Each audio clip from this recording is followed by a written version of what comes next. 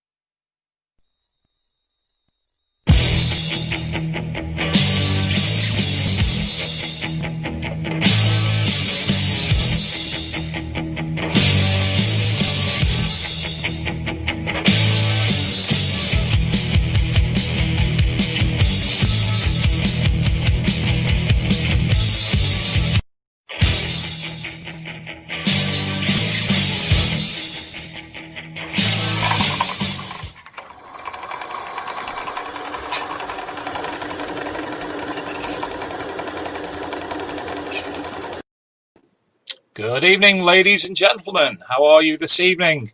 Dave Sadler here and Luke Higgins behind the scene with another edition of the MIG Metal Detecting Show. So, busy old week as ever. Back to work for me from furlough. Nightmare of a week and far too hot. Yes, we've hit staggering temperatures recorded at a peak of 33.3 degrees today. 32 yesterday and 33.3 today. So for any of you out and about, I hope you're all right, not suffered from any dehydration or anything. And I've just realised how scruffy I've looked because I haven't had a shave because I've been at work. So, moving on. COVID-19 now. Things have changed for ourselves, the people, but events are still not being given the go-ahead. Now, please remember that there have been some events taking place, and we've been contacted by several people and made aware that reports have been made to the police and such like. So, come on, give it a break. And if you're going to Bournemouth Breach, don't. Stop being ridiculous, you idiots. I don't know. I'm going to go over to the screen share in a minute, but a wee story from myself at work on Monday. I paid a visit to a different part of the site that I work on. I was sat in the canteen and somebody popped their head in and said hello to one of the people I was with. And then he popped his head back and he went, "Dave Sadler?" I said, "Yeah, who are you?" And he said, "Oh, I've got you on Facebook. I'm Daz Richardson. I watch the show all the time. So, good evening, Daz. Fantastic to meet you. It really was. And hope to see more of you in the future. Thank you very much. So, screen share time. Luke, if you could share the screen, that would be most delightful. And if I burp, I do apologise. I've just had a fizzy drink when I shouldn't have, really. So, here we are. So, I'm going to run firstly through the big Metal Detecting Show Facebook group, and here's the burp coming. I do apologise. So there's been lots going on. Darren Richardson, speaking of the devil, showed some of his images from metal detecting in the last week. He was telling me about this button, incidentally, the other day, and that is he has told me. He did tell me what that was, and I will tell you in a minute when I go backwards. But it's beautiful nonetheless. It's a pilgrim's ampulla. He did tell me that and I forgot, so I apologise. Now, last week we had Scotty B on and we were talking about the hand, and I'll say the hand if my finger's in the air. It actually looks like it's got fur on that, so people have suggested it's this, it's that and the other. The police came along, if you remember correctly, and there's the belief that it could be part of a seal. So jury's still out. Scotty was never got back to. It could look like either, to be honest. I'm no expert.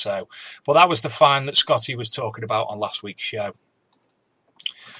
Scrolling down a bit further, we've got some more news. This lady. Now I'm gonna have to jump onto this just for one particular reason.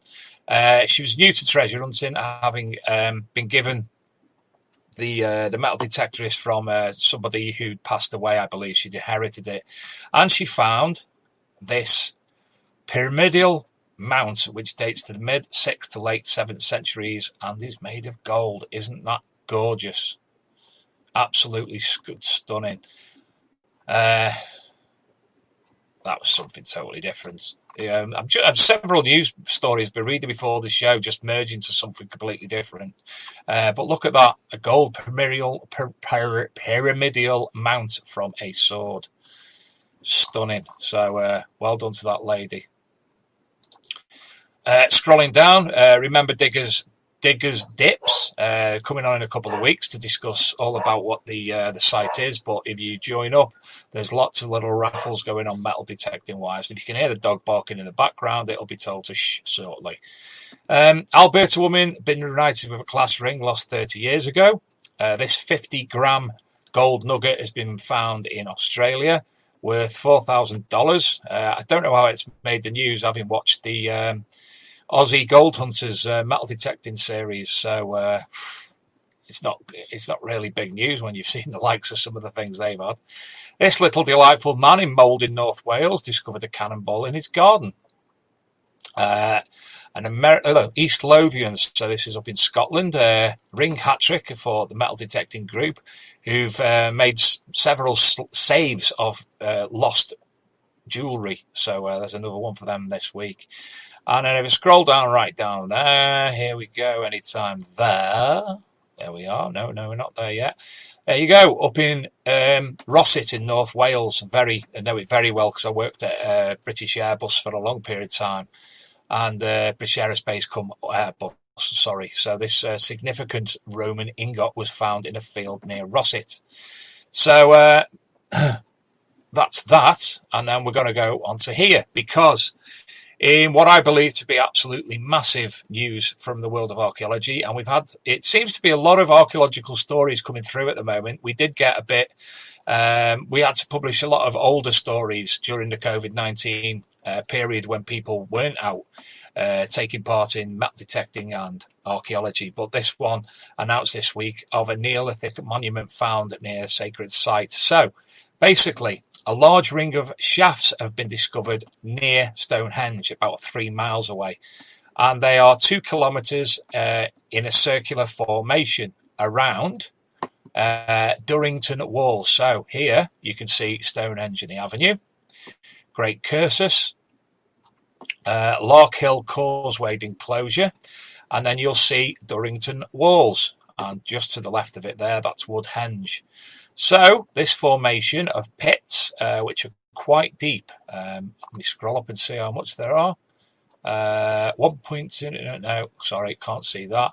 But this series of dots going around that is believed to be the basically around Durrington Walls. Another photograph there shows you Durrington Walls on Woodhenge, and this circular area here is where these shafts have been located. So quite phenomenal to that to be discovered. Every year something else is getting found out about Stonehenge, and it's the whole landscape grows bigger and bigger. And if they're related to each other, we'll only find out in the future. But again, another fantastic find for British archaeology. So I'm back, and I will be quickly say hello to some people in the chat room: Nick West, Bob Hope, Darren Booth, Rob Random, Pettican, anybody else, Digger Daz, Big Finds, Small Finds, Metal Detecting, Graham Stokes, and Mark Henderson. Oh yes, Manchester City, yes, we're hoping they slip up tonight because I'm a Liverpool fan. So I hadn't forgot about that. So you can keep me abreast, Mark Henderson, my old school chum, and put the score lines in the chat room. Anyway, without further ado, may I introduce you to our guest this evening. Now, this is a gentleman we interviewed on the podcast last year, but I believe that his everything that he has to tell you and everything that needs to be shown as opposed to discussed, it was a fantastic guest to have back. So tonight we welcome back Steve Tomlinson, who is a mudlarker and archaeologist. Good evening, Stephen. Good evening, Dave. How are you? I'm all right. I hope I didn't preamble too much. No, it's absolutely fine, mate. Absolutely fine. Fantastic. So, Steve, for people who don't know who you are and haven't heard about your work before, can you give yourself a brief introduction? Yeah, certainly. Well, archaeologist at the moment, but not always the case. Many years ago, I was interested in sort of wildlife conservation since a young age, really, of about 12, and literally carried that through most of my working life, to be honest. I was an environmental consultant. I worked on nature reserves for many years as a manager, and travelled the country doing ecology work. But strangely enough, I was always interested in archaeology for many years, but took a different route. So I went to college, got a degree in landscape management, got a master's degree in environmental conservation and law, and carried on down that way. But I'm not getting any younger now, and I always wanted to go into archaeology. So the story has it. I was very lucky. I've done a couple of days of work experience with Swale and Thames Archaeology. Paul Wilkinson, who owns the company. I was working alongside him and a few other archaeologists, and I've done a couple of days, which I absolutely loved it. Really loved it. And then it went from there, and then sort of asked him, I'd love to get into it full time. And he gave me that opportunity. But it's amazing, really, because historically wise, I've always been into history, especially the Roman period. Absolutely loved it. Very lucky when I was younger as a child, because my parents were very good. They took me everywhere, historical wise. I could probably imagine going really, to be honest. I mean, out of the area, and absolutely loved it. And it just grew ever since there, really. And luckily now, my time of life, I've got into being an archaeologist, and I love it. I'd never go back now. The consultancy days, I went as far as I possibly could, I think. I couldn't go any further. I think this is the right time for me. And, I had a lucky break. Well, I'm hoping Mrs. Sadler allows me to do that in the future.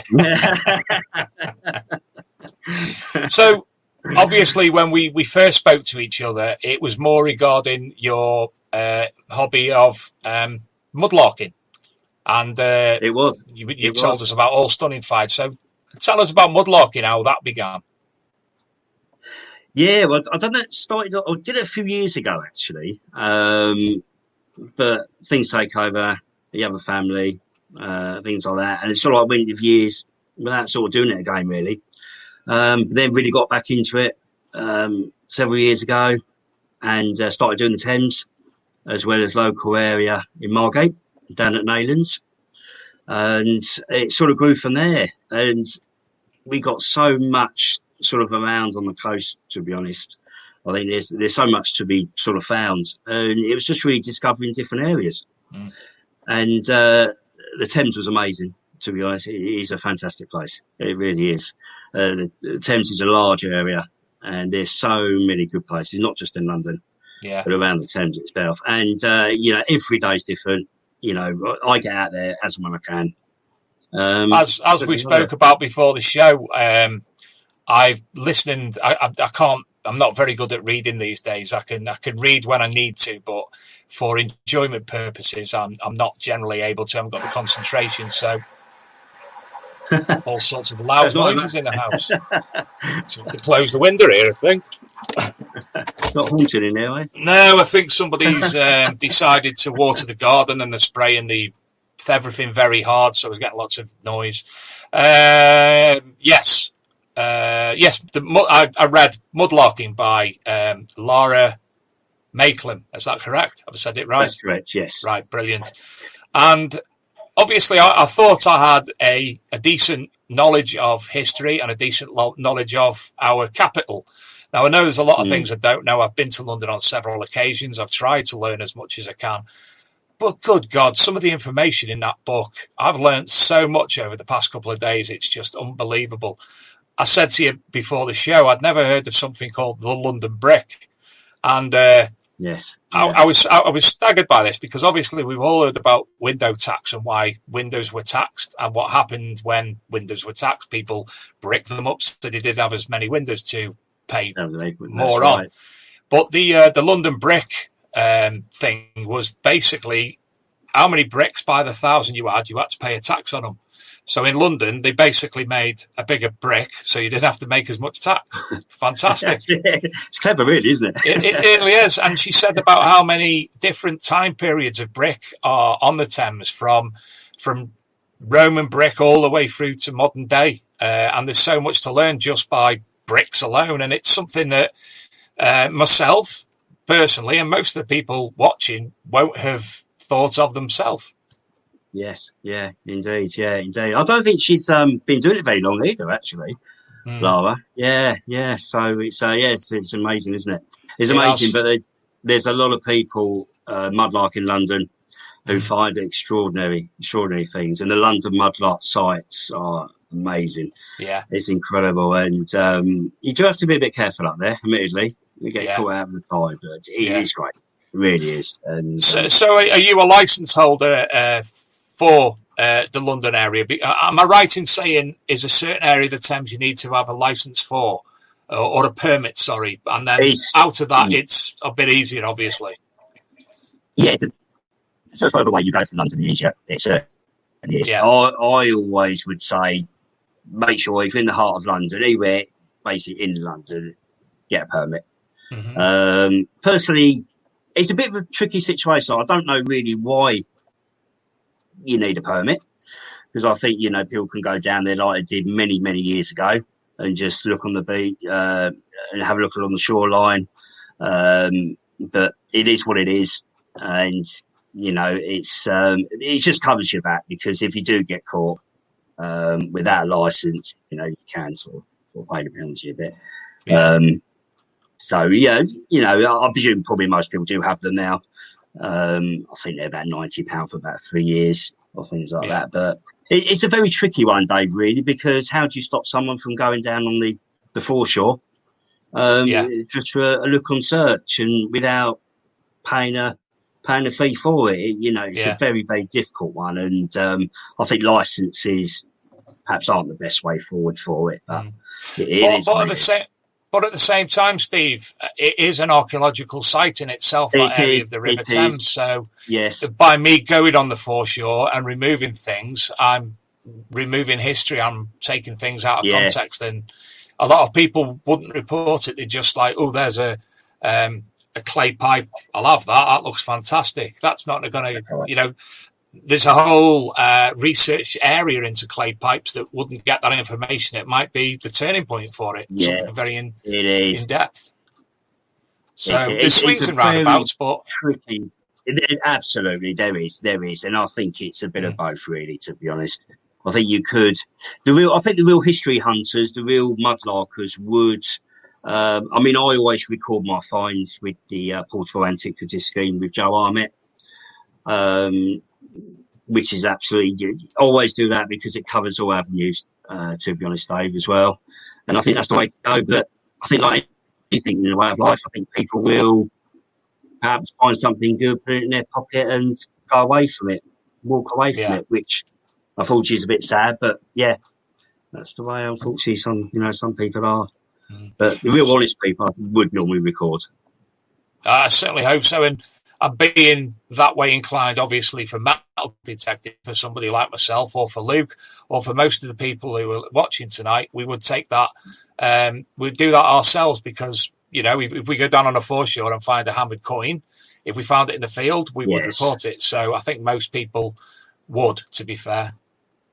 Absolutely. Yes, indeed. Excuse me. There was another thing that she said, and again, this was quite shocking. The amount of hairpins that people lose, and you're able to. And there was one gentleman she was talking about. He'd weighed a fraction of the amount that he had, and then weighed it all together and estimated 140,000 hairpins that he had. I've got a few down there. It's something. Yeah. It's something so simplistic that you wouldn't expect, and for somebody to collect all them is fantastic. You must be one of the foremost experts on hairpins in the UK, surely now. It's amazing, and I think that's what's brilliant about it, really. I mean, you've had so many quality finds, Roman, Anglo-Saxon, medieval, and I think it's fantastic. I think every day is different, and I think that's why so many people do it. So many people love it. And good luck to them. I hope I hope there's a lot more finds that comes out because it's a cracking.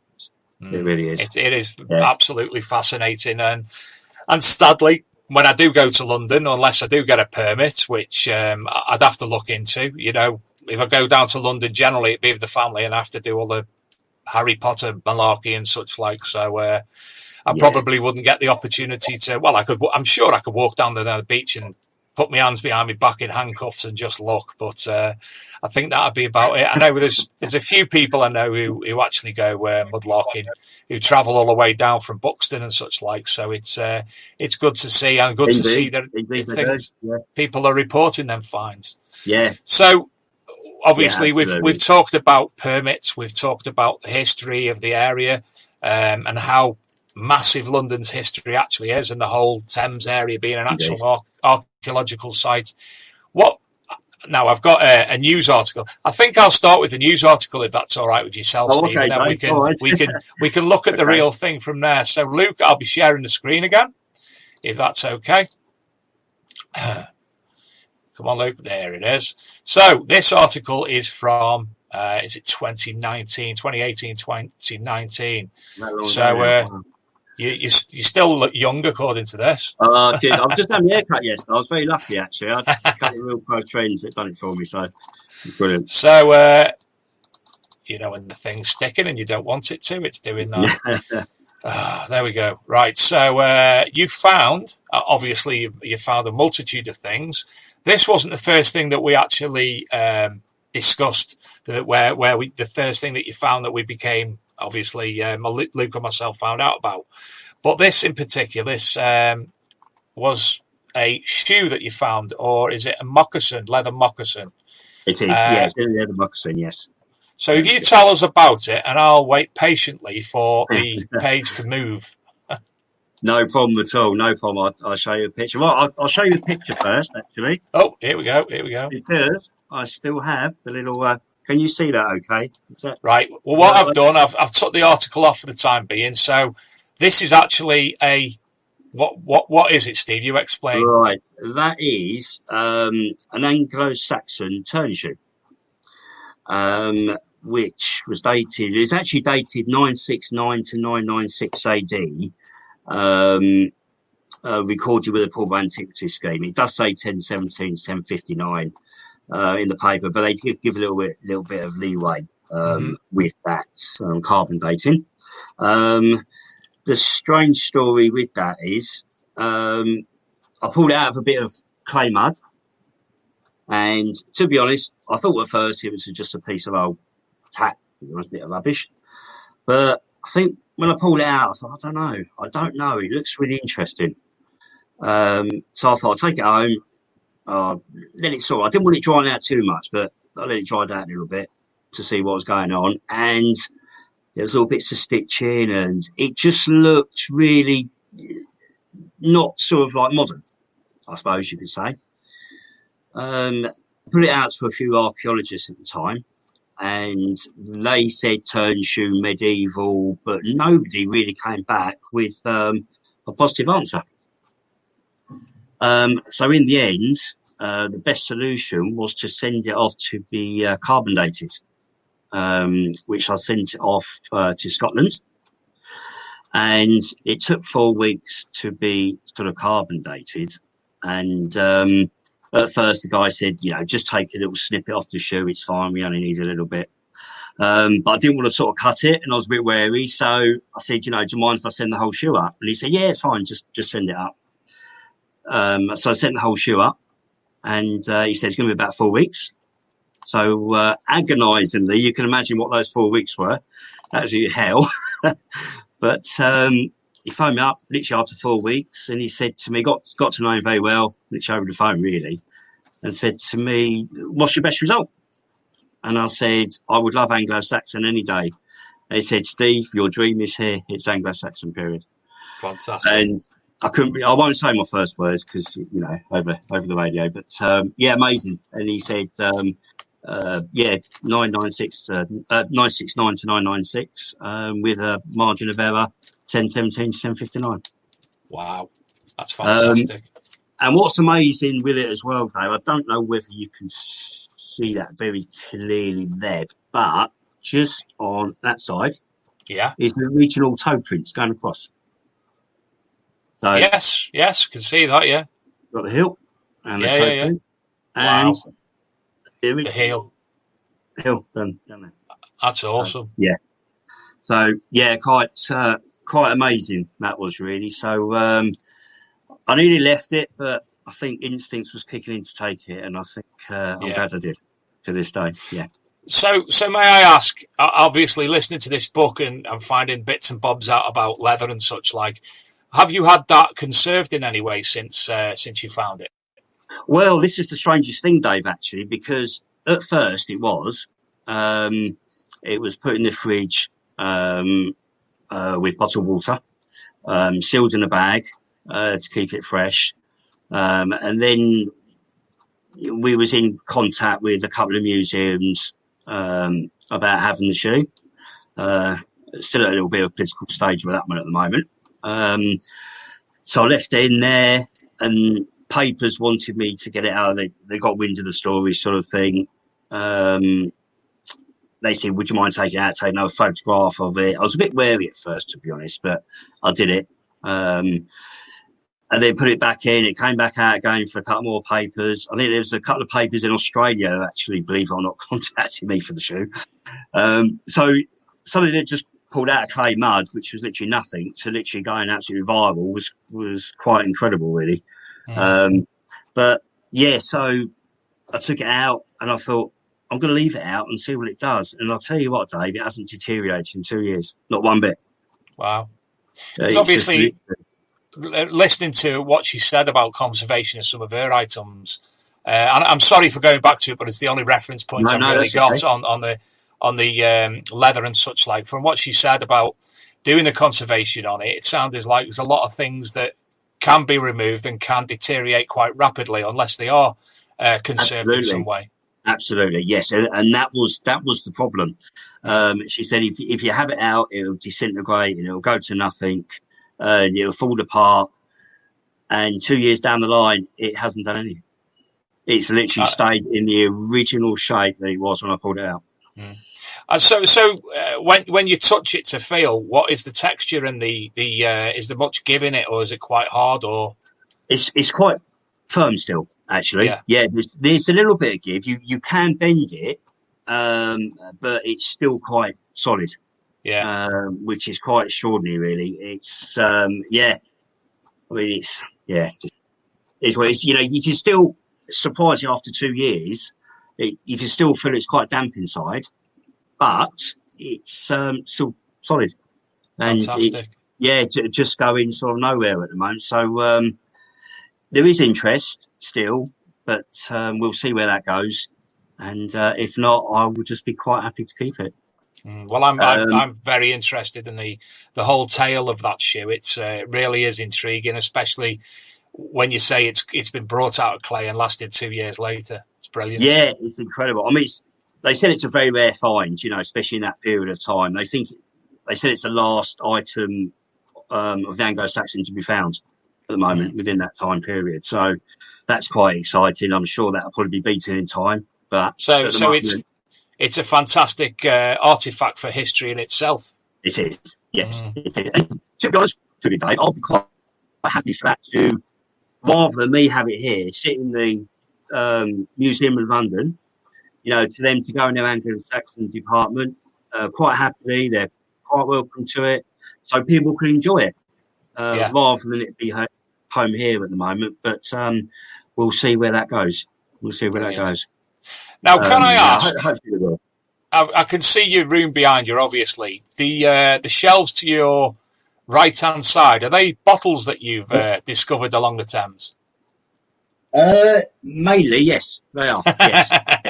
I've got, actually, the best ones are here. Oh, look at that. Yeah, it's a cylinder bottle, dated 1780. And I love the barnacles, which are still present on that. I mean, I do myself. I think that's really, really sort of bottom of it as well. Really, really pleased with that. But there's another one as well. So that's a fully intact bottle with its stopper as well.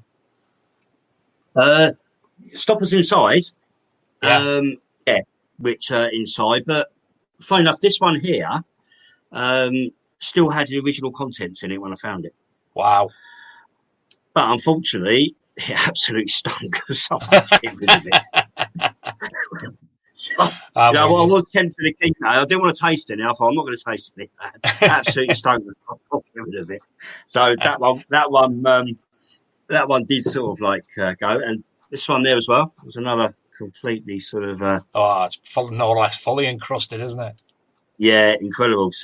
1780 period as well. It's fantastic how they've, you know, it's, I don't know, 280 years later and the bottle's still intact. I mean, modern day wine bottles, if you threw one of them in the River Thames, it'd be dead in a minute, no doubt. It would be. Indeed. I mean, locally there's some sort of Margate bottles as well, which is sort of Reeve & Co, which is quite a popular brand across sort of Margate. And a big shop down here as well. But yeah, there's sort of lots, Dave, really, that bottle wise. I've got boxes downstairs, which I probably may not never get up, but but it's great. It's great. That's awesome. I am so jealous. I mean, I don't think Rivers by myself would have that sort of content in them, really, because obviously being a port and having all them ships come up and down and the trade routes and what have you, it'll go back thousands of years. Thousands, indeed. It's I'm sure there's a lot more out there as well to be discovered. I'm sure there is. Undoubtedly. Well, I think in a moment, Luke's going to go on a break, so we'll have a few minutes while the adverts run. So when we come back, we're going to talk a little bit more about your finds that you've got able to show and tell. And then we'll go on, if it's all right with yourself. I'll ask you your opinion, because obviously you've been yourself learning all about the new Stonehenge discoveries, but we'll discuss your current role as an archaeologist and some of the sites that you've been involved in and finds and such like, because there's an image.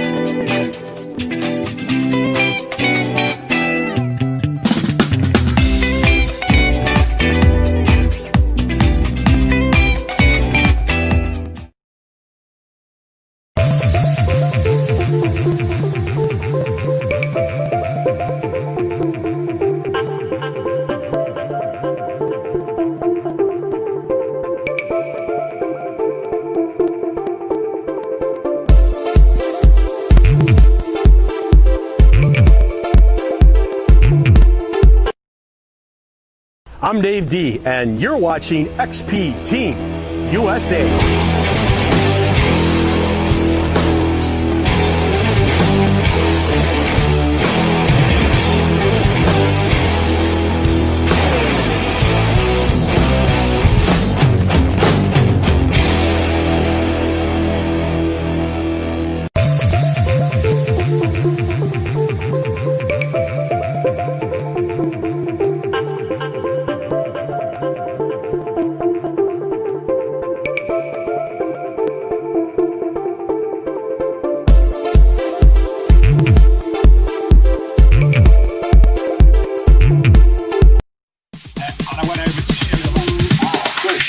DJ. I think this is what or a toy shop. A little bit too about the situation. I think you actually been involved with.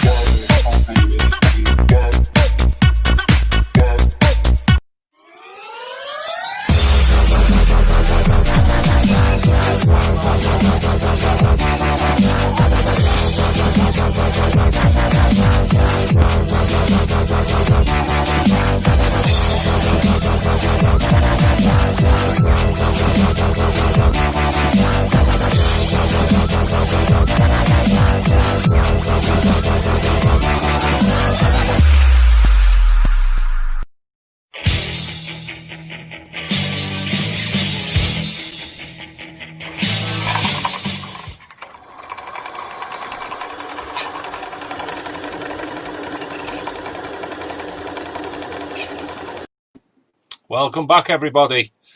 So, I'm just going to go back through the comments for the moment. Rob Random asks, have you ever had a mad moment where you just want to dive the mud flat with a belly flop, or is it just me? I can see where he's coming from. On a hot day, definitely. Yes, yeah. I've been stuck a couple of times, but I think you've got to get your foot out pretty quick in that. Otherwise you will be stuck. I was watching the little lad's watching this thing with Bear Grylls called Win or Lose or something. I can't remember what it is, but it's basically where you choose the next. He comes to a point. He said, "Right, do you do this or do you do that?" And then you can choose with your Netflix control which way to do it. And he got stuck in some mud flats. And you know the best way? I'd have thought Bear Grylls. That's totally easy. Is he got his rucksack off his back, put it on his front, lay on it, and dragged himself out. Perfect. I have to remember that one. Adrian Gaylor, he asks, is there any info on where bottle dumps were? Very difficult. I know there's quite a few bottle digging groups on Facebook, Adrian. I'm on one or two myself because there's a site I've been granted access to, metal detecting, which they done a plough of the land and brought up multiple bottles not long ago. So I'm interested in obviously looking at that as well. And I do find it very. I've tried looking for information on where bottle dumps were. There's a place in Macclesfield where the landowner got so fed up he's been to the police because of people coming in and doing a night hawking type thing and going bottle digging on night. Yeah. Excuse me a minute. So I looked straight on the maps because I knew the location perfectly, and I can't personally find any information, so I've no idea how people suss that out. Again, going back to the Mudlarking book, she spoke about some of the tips downstream, some of the old waste sites, and how the erosion is causing bottles to come out of the side of the River Thames, becoming smashed up and creating sea glass. I take it you've been seeing a lot of sea glass. Yes, yeah. There's a lot of collectors of sea glass as well. Actually, there's even sort of locally down in Margate. There's a lot of collectors, and a lot of bottles do come up. Smashes really. So basically, the bottle smashes, becomes fragmented, and the River Thames basically makes them smooth. Yes. Yeah, they literally come up, and yes, they do. Yeah, rolling around in the sea, in the water, and it smooths it and keeps going, and you come up, to the surface and little fragments. Fantastic. And, yeah, it's brilliant. Brilliant. I remember my brother years ago. He used to go potholing, and one year they found a particular cave or a shaft that was filled with old bottles. And I'll always remember him bringing one bottle back. And again, I know this is found quite regularly on the River Thames. The little ceramic marbles that were in the bottles. Yes. Yeah. They used to smash them, didn't they? Because the kids used to love them years ago. Yeah, play They marbles. used to get the marble out. Yeah, the cod bottles, because they used to be in the cod bottles, didn't they? And they smashed the tops to get the marble out. They're absolutely fantastic, because you can see kids playing marbles, but for metal detectorists, where we shell Civil War musket balls by the dozen, I'm sure it's exactly the same on the Thames, that you find in these little balls all the time. Little balls washing up, yeah, absolutely. Yeah, indeed. It's amazing how well bottles survive in the sea. You know, the storms we get in the seas and the constant moving all the time, the rocks. It's just amazing. And they still turn up whole after 250 years plus. And if you go to exactly the same spot 24 hours, well, I don't know how the tides work, but within a 24-hour period, I'm sure the site is completely different to what it was the last time you went. Yeah, I think that's what makes mudlarking what it is, because every day is different. The storm certainly ruffle up the sea and the mud, turns it over and uncovers, could be all sorts really, and that's what's great. That's what's great. There is going to be quiet days where you'll get high tides and smooth seas, which you won't get a lot. But even those days, you just never know. You never know. Yeah, it's great. Just to let you know, Anne is watching. Hi, Dad. We are watching. Hi, kid. TC Detect, Tony Kaywood, Pixelated Kaywood, says some maps show the site of Victorian dumps, but most don't, Adrian. Yes. Liz Burrows, says, I'm lucky to have seen the shoe. Is that your favourite find, Steve? I think it's got to be a difficult one, but that and probably the Roman pot in two halves, which has got a story behind it. Yeah, I think they're the two. They're the two favourites, I think. Yeah, definitely. Definitely. Adrian Gaylor said, cheers, Steves. I've tried and found a few. #love bottles. Steve Pettican says, look for ash pits as well. Yes. Gaylor says, stinging nettles seem to be good indication as well, he's found. Yes, that's true. Yeah. TC says, they grow in nitrogen-rich soil, which is normally where there's been digging or other soil disturbances. Always have a swing in the nettles. Fair play. I didn't realise absolutely. that. Yeah, that is true. Yes. Yeah. Fantastic. Yeah. So anyway, back to yourself and back to mudlarking. You've just mentioned the Roman jar or pot, that you found in two halves. And again, I'd love to hear the story behind that and any images, or if you've got it there to sure. The London Museum. Sure, no problem. Right. Oh, you've got it there. Okay, here it is. Yes. Right. Wow. Do you know, I honestly thought it'd be in a museum or something. Yeah, again, it's sort of like, it's the political stage at the moment, Dave, with that. Right. It's, quite a crazy story, really, this one. Found on the Thames, a little bit of the rim was sticking out, tiny piece. We went sort of scurry around the top, see how much of it there was. And it came out literally in the end as the top half. We'll go like that, actually. As the top half, going all the way down. And Fem was with me at the time and sort of pulled it out, cleaned it up. I was a very happy chap because that's the largest piece I've ever found, actually, in Roman. Got it home, washed it up, pleased as punch. I couldn't sleep, actually, because I was so happy with it. Like a little kid, actually, with sweets, really. And then the strangest thing happened, and it was a very, very weird story. And I went back. I don't know how to say it. Somebody told me to go back to the same spot. Something about 4 weeks later. It was go back. And something said to me to go back. So I thought, okay, I will go back. And I went back, and the base part, there was a little bit sticking up as well. Only a tiny fraction. After about half an hour, dug it out of the clay, and it was a base, I would say, at the time. And I think straight away in my head, I was thinking, surely it can't be the other, because it was only about 6 foot away. And I was thinking, can't be the other bit, surely. Can't be. And I remember I had to get the train back that day. And on the train, I was just thinking, is it going to be the bottom half? Is it going to be? And I got it home, washed it up, got the top bit, and just went, whoosh, and there we are, straight together as one. So it was stunning. Complete. Yeah.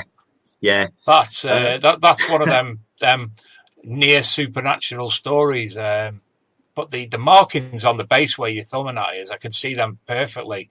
Yes. Beautiful. It's about 2nd century, black burnish ware, lattice designs. So what they used to do, they used to comb it. Right. Down with a comb, and that used to have this design. So literally it wasn't sort of spot on design. It was literally all the way, if I can show that there, all the way down, all the way around. And the outside, this bit here, it was actually used as a jar for hot water or soup. Mm-hmm. And that's the burning outside. And strangely enough, or believe it or not, I know you may not be able to see too much inside there, you can actually still smell the burning of that pot. I can't smell it, mate. I'll send it up to Liverpool, Dave. Don't send that up in the post. It's amazing, but it's wheel thrown as well, and that is immaculate. Yeah, that the way they wheel thrown, they literally thrown it and cut it off with a piece of string, and so a good 2,000 years old. That one, yeah. That's it's quite the artifact, and it's quite the story to go on along with it. I take it that and the moccasin are both right up there at number one. I think they've got to be, Dave. I think they've got to be. Yeah, I don't think this will ever happen again in the lifetime, to be honest. But I don't know if you're telling you to go to that particular place. You never know. Well, we have strange dreams, don't we? We certainly do. And this was the strange dream that day. Yeah, it was. It's it just played, plays on your mind, and go back. You're going to get something. Go back. Yeah. And I did. I said, I'm going. And that was there waiting for me. Yeah. I feel privileged to actually see it, and you must be beside yourself with glee that it's actually in the palm of your hand at the moment. Yeah, it's, I remember when I was a lot younger, as I say, going around all the Roman villas across the country and everywhere like that. And the parents used to take me when I was young. And it was, seeing it behind cabinets, Roman pottery was a bit of a wind up, because you always wanted, I'd love to feel a bit of that. But then when you go out and find it and you think, first person, to touch that in 2,000 years or so, he's quite an achievement, and it's lovely. And it's obviously been conserved, that piece as well. Yes, it has. Yeah, it has. So what have they used to more or less glue it back together? I've used sort of pop glue, really. It's sort of like just a normal super glue adhesive, which has got that together. You don't want it too thick as a glue, because otherwise it will stain around the outside. So you need a really thin nib on that one to go literally inside the cracks and get that all the way around. It was absolutely marvellous. Yeah, I've learned a few Roman sites now, so I know where to go, which is great.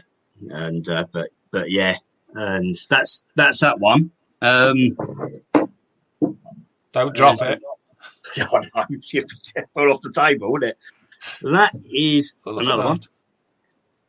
Now that's called a carbonated pot. That's also Roman. And fully intact as well.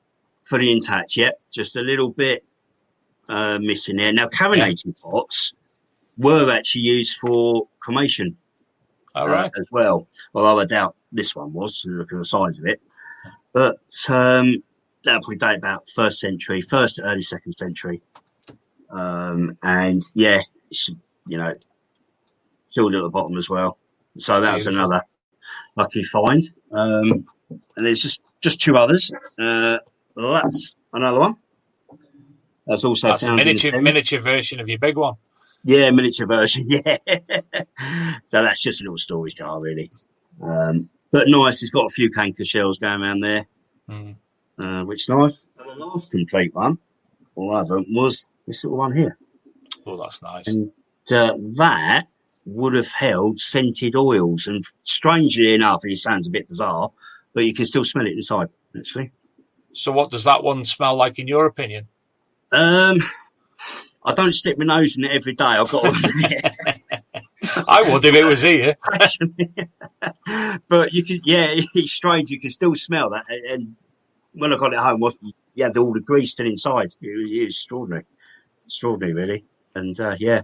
Fascinating. Very tiny. Yeah. So have you got any more show and tell finds to hand from your mudlarking? Mudlarker, yeah. I mean, I've got the right. This is another. I'll show you. Bear with us 1 sec. Right, clay pipes, Dave. Oh, look at that! That's incredible. If I can get it in the picture there. You go back a little bit. That's it. Yeah. That's it. Right, that one I found at Margate down in Naylor Rock 2 years ago. It's how is that not fractured and snapped? Yeah, incredible. I couldn't believe it. It was literally laying on the sand between a few stones, pebbles. I think if it had hit the main rocks, it would have smashed to smithereens. But it's about 200 years old. As you say, it's incredible. Yeah, how that didn't break really. But the amazing thing is it as well. A lot of the clay pipes, they used to put the maker's name, initials on there as well. So on there, as you probably know, you have one initial there and one initial the other side. And on the clay pipe archives, you can actually trace that back to the maker. Right. And it was actually made in Margate, about 200. Wow. So yeah. So that's absolutely stunning. You could see Gandalf with that in his mouth. Yeah. Yeah, I know. You could probably it'll probably still work, to be honest. Yeah, you wouldn't want to though. No, I don't know what sort of sea creatures I'll be sucking up, but yeah, quite extraordinary. But there's, going back to Margate. I mean, down at Naylor Rock, you got like a piece of refreshment pavilion, Margate Jetty plate, which is extraordinary. The jetty went down in the storm of January 1978, and with lots and lots of contents, and you get bits like this washed up as well. It's not massively old, but it's the story. What's behind that? A friend of mine, we were up Marston Moor. He was doing a bit of field walking, and he found a piece of pottery. And I'm going to ask him if he's still got it and get a photograph of it. I'm pretty sure it had it was part of a mug. I think it had the handle, in fact, attached to it. And I'm sure it had a mark of to give it an idea of actually where it was from, be it a herald or something like that. But I always remember that. Wow. So things that can actually give you a story like that, where they're from. All right, it may not be as old as the Roman pots, but wow, anyway, it's something to get excited about nonetheless. Oh, it's incredible. Yeah, there's a couple of other, it's amazing. There's a lot of people go down there, a couple of other guys who go down regularly. Carl Hudson, Tony Ovenden have spent many years down in Margate, and they're cracking guys, and they get a lot of finds down there, and we go down there, and it's brilliant because you don't know what gets washed up. And Adrian Gaylor, he asks, do you need to preserve the pots in any way after finding them? No, luckily you don't normally. No, they're okay, absolutely fine. Literally, they don't crack. They're literally as found, really. Just a quick wash up, soapy water, and that's it. That's it. Yeah. And I'm sure you find an abundance of coinage as well.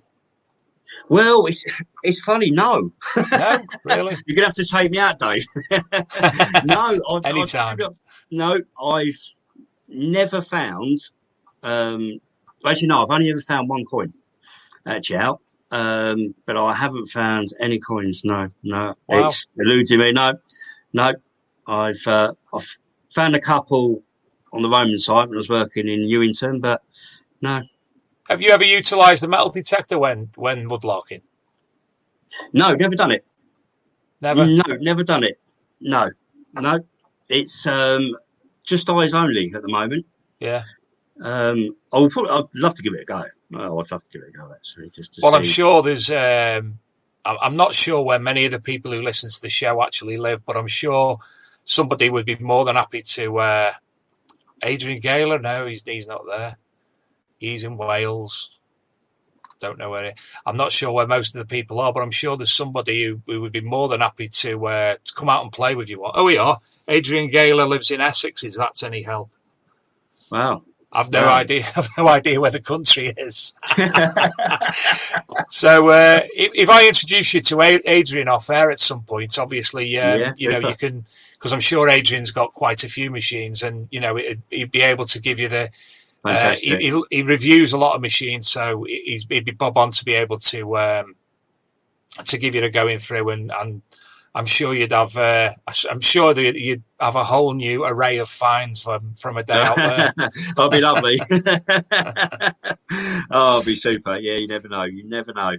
But yeah. So let's move on to archaeology now. Obviously, you've told us how you became an archaeologist. Let's talk about some of the sites that you've been involved in where you can. Obviously, we don't want to go into any details or anything of where exactly, but tell us a bit about some of the sites that you've been involved in. Yeah, of course. I can talk about the old sites because that's okay. But we had I was lucky actually because the first site I went on to was the Roman temple site in Newington, and it was the remains basically of a Roman town in Sittingbourne, and literally it was basically a whole town, and I think it's about 7 miles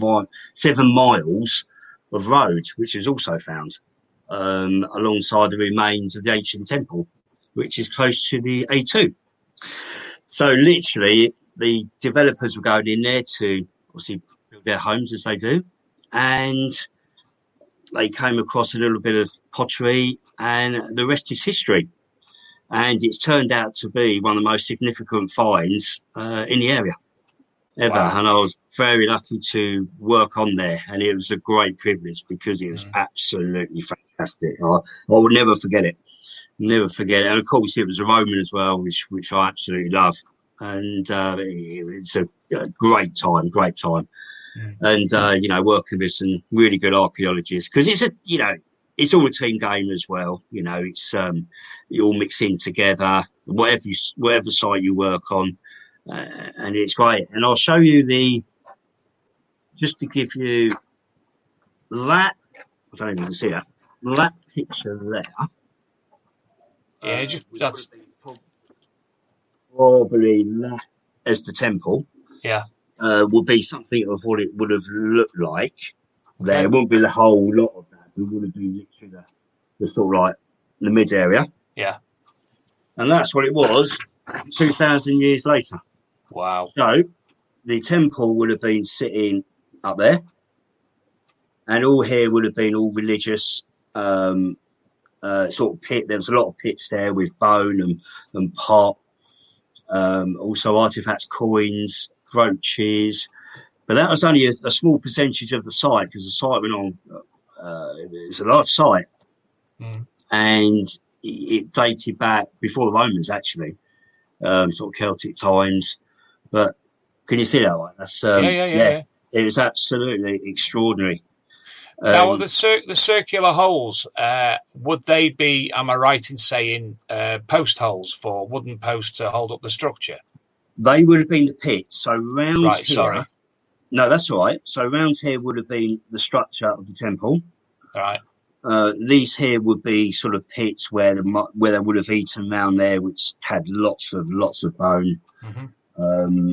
Mixed in around there was pots. Over here was a big water area where there was a lot of coins found, which I literally threw in during that period. And just down here would have been the Roman road, it was the old Watling Street at the time, Right. which they're really, really excited about. And it was an incredible site. It's amazing. And so when an archaeological site like that's discovered and the work's undertaken on it, I take it that was about 9 months ago, something like that. Yeah, that went on for about 18 months, I think, that one. Right. So it's the dig, I take it's now complete. Yes, it is. Yes. Will they, at that point, what we've seen on that image then, will they cover that up? Will they leave it in a museum state, or will they hand it back to the construction company to do whatever they do? Yeah, the actual temple will be reconstructed, which has been saved, which is absolutely fantastic. Obviously, it won't be at the original position it was, so all the flint was taken off to be placed somewhere else and reconstructed, which is absolutely which is great, really, because it's a shame to lose it all. The rest of it will be most of it will be sort of covered over, but the temple will be saved. Yes. But it won't be covered with houses or roads or anything like that. The rest of it will be covered in houses. Yes. Ouch. Yes. That's quite sad, really. Obviously, rules are rules, regulations are regulations, agreements are agreements. Absolutely. But, it'd be nice to have seen that temple reproduced using what's there as the basis. That's right. Luckily, there's a historical group, Newington Historical Group, which have taken over and will rebuild it along with us the temple itself again, which is great news. So yes, not the original position, but it will be rebuilt, and it was an amazing site. Dreams come true to, as I say, for myself personally, to look in a museum of Roman pottery, to actually working on a site like that is, you'll be there to the day I die, really. I'll never forget it. Never forget it. And it was a great team to work with on that site. I've actually got a photograph myself here to show you. This was 2002. I've told people in the past about being involved with the Celtic Warrington project, where my beginning of being an archaeologist took place. I was in that group, and we'd done multiple sites around North Wales and Warrington and such like. Well, this is the first pit that I ever actually was involved with. Apologies for the green screen. No, it's okay. Fantastic. That's the first site, and it's. I was so happy when I found that photograph. Wow. Because it brought back so many memories of being involved. I actually I made a mistake one day, Steve. I was very, very much in my infancy, and one of my friends, Dobby, she always reminds me and laughs about it. The pit was as it was. I was told to continue doing what I was doing, so I cracked on doing what I was doing on my own. About an hour later, several people come back, and the faces and the anger and the expressions were something that I wouldn't like. And I'm like, what? And I'd moved a load of rocks. And obviously, I didn't realise what I was doing. I've moved all these rocks, and I'm not 100% sure exactly if these are the rocks, if it's before or after. I moved a lot of rocks, and they went absolutely ape at me. So all I could do was apologise profusely, disappeared, went home. One of the things I've always said, and it was always said to me, the best archaeologists are chickens. Absolutely brilliant. Chickens are fantastic. The chickens roam free. The chickens had a little bit of a scrape. The dew come down at night, and the dew done whatever it does to things in the night. And the next morning we come back, and I inadvertently discovered that was part of a Roman road. No. Oh, fantastic. Well, archaeology you will learn forever. Mate, there's another story. Exactly the same site, not 20 feet away, there's a river. And there was a section of raised ground. So we decided, right, we'll start looking at that. So we started to strip it back, and there was some students from Chester University started on site at the same time. So we're all working together.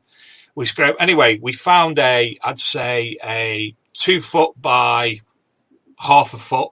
Not a pit. It was more of it was what I would term as a sink. It had flat sides, slate sides, and it was this wonderful. So we cleaned it out and got it all perfect. And there was one particular stone that wouldn't move. Now, as I say, this is a beautiful thing. I decided to get a crowbar and put the crowbar under the rock. What happened next, Steve? You wasn't popular.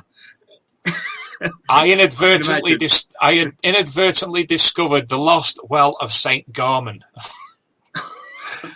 There was no archaeology done there again because the whole site flooded. Obviously, this is connected to a spring, so all the archaeology now underwater. And last time I saw it, it was a beautiful view of underwater archaeology. It was like being off the shore at Alexandria. But yes, we learn. Oh, you learn. Well, it's amazing. I mean, you know, that site in Newington was incredible. Yes, just a couple of pictures there. You know, you had those pots there, which came out as is. That was literally like that, all Roman. Literally, that was dug by another archaeologist. So basically, they've just remained where they were in situ, and over year, mud has been thrown over them, and obviously, the natural dust and things have settled, and earth and blah blah blah. So how deep were they when they were discovered? Not very deep. Oh, crikey, literally feet, just a few feet. So again, it's mad. There's probably been how many heavy tractors been over the top of them, and nothing's changed. Nothing's changed. They literally were found as they were there. Literally, that 2,000 years. Yeah, stunning. Yeah, and at the bottom we see is a gold stater. Gold stater, which is that one there. That's before, so that might be sort of about 40, 50 years, I think, before that was. That was the only one found on site. So Celtic time, but yeah, that was a nice find. And I don't want to put you off, Dave, but that's a gleam in me. That was my big Roman pot find. It took me about 2 hours to get that thing out, but it's nice. It's a face pot. Again, they used to use face pots sometimes for cremation purposes. And I was down a pit, literally 1.2 meters, the furthest really you can really go, safety wise. And I was coming to the last bit, and I saw this bulbous shaped pot, and I thought, it's probably broken, but nice anyway. And the more I trailed round it very gradually, the more was coming out whole, and I was thinking, it can't be whole. And after 2 hours of really careful excavation, because it was upside down actually, it came out. And is your nickname Lucky? I'll let you know at the end of the year. And that one there is the pot cleaned up. It's called a face pot. It's got little eyes and a nose. They weren't very popular in Roman days, but they're very hard to find. Yeah. So that would have been sort of 2nd century, probably on that one. Especially in that condition, it would be very hard to find. Where are we? Let's jump over to the comments. I was going to tell you another brief story then, but I forgot it was. Darren Booth asks, what is Steve's view on metal detectorists as an archaeologist? Yeah, no problem at all, actually. I think they're great.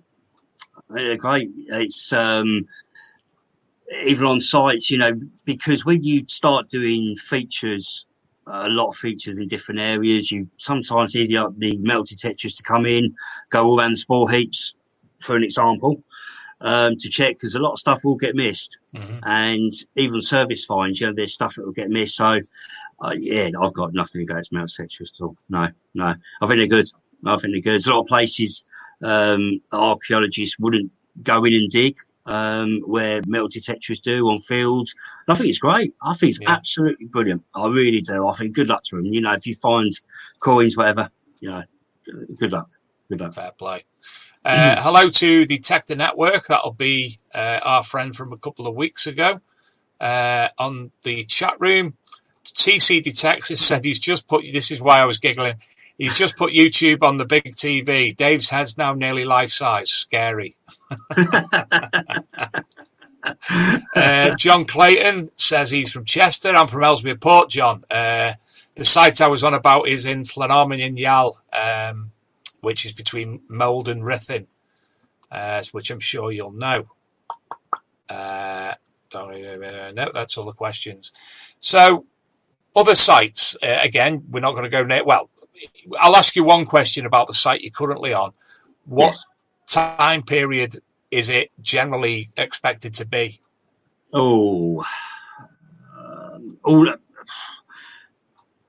Difficult to say at the moment, in truth.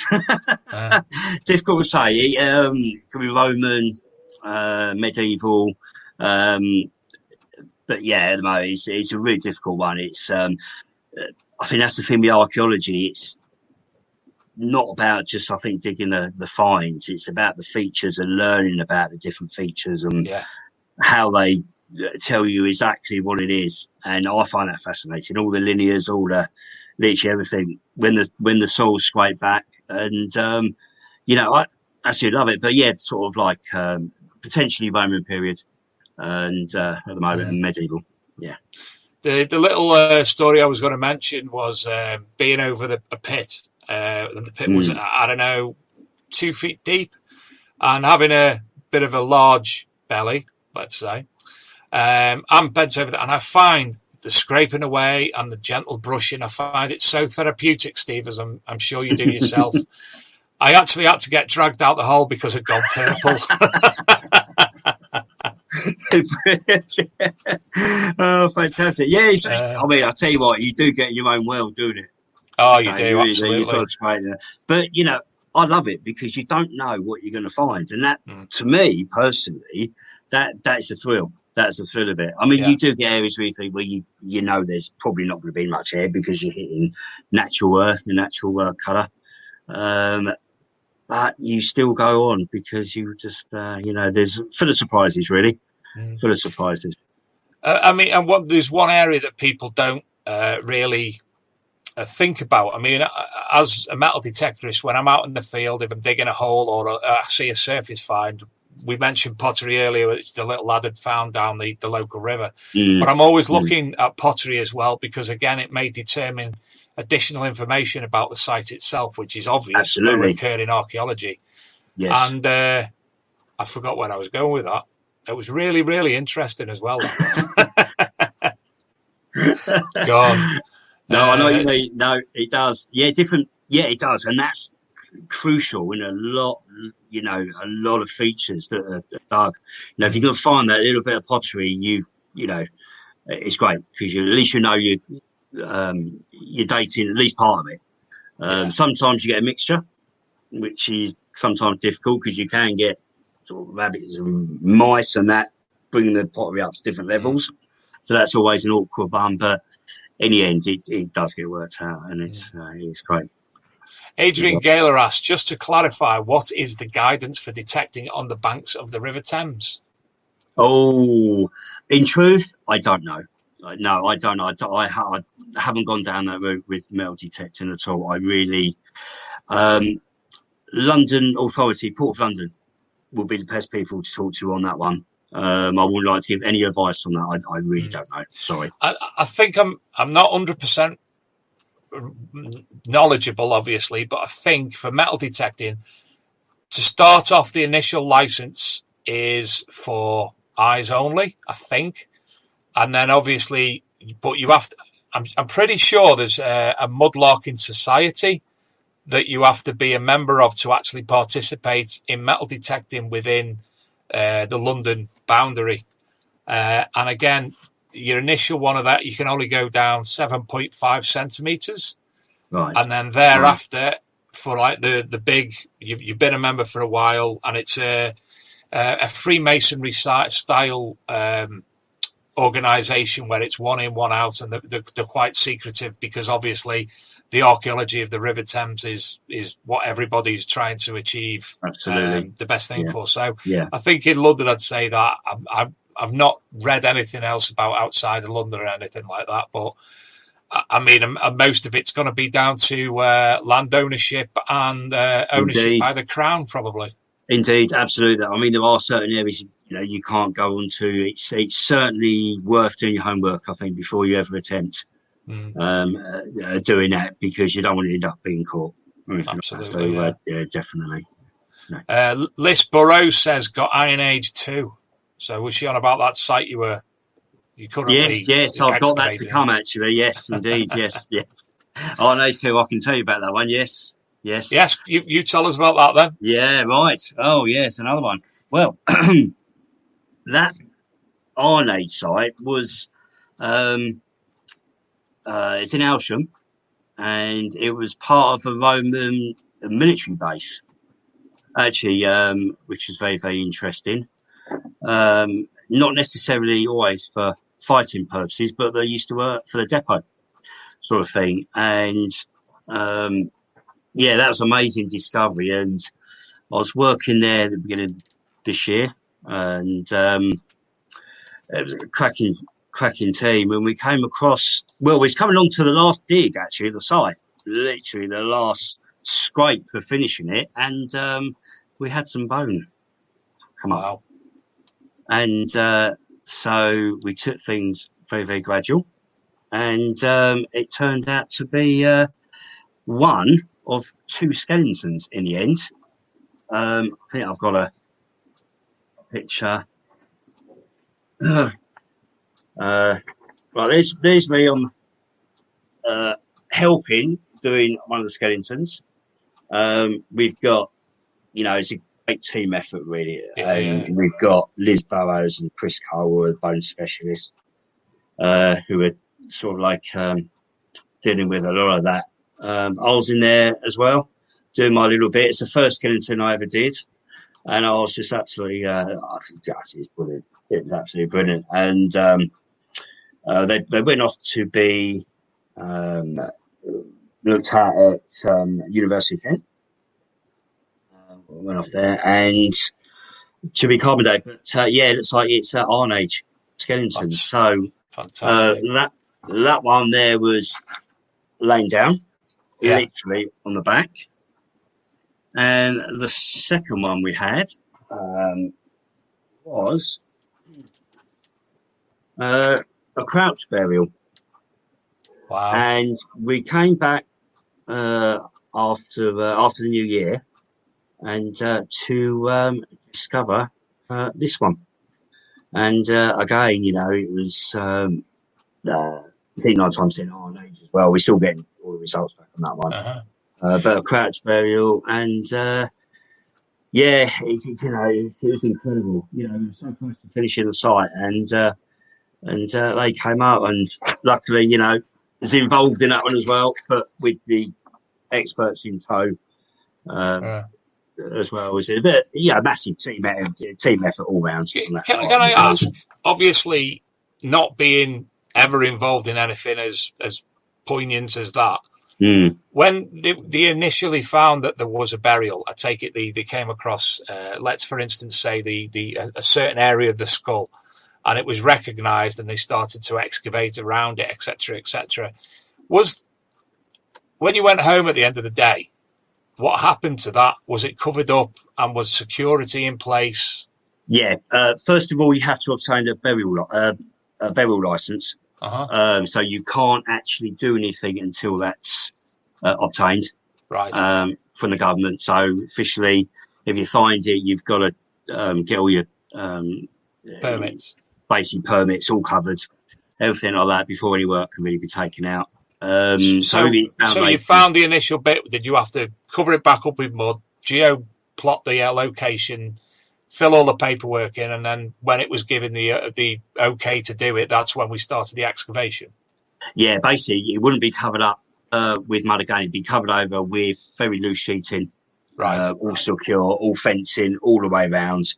Nobody can get any access to it. Yeah. Anything like that, well secured until the burial license has been proved. And how long did it take for the burial license to be obtained? Very quick.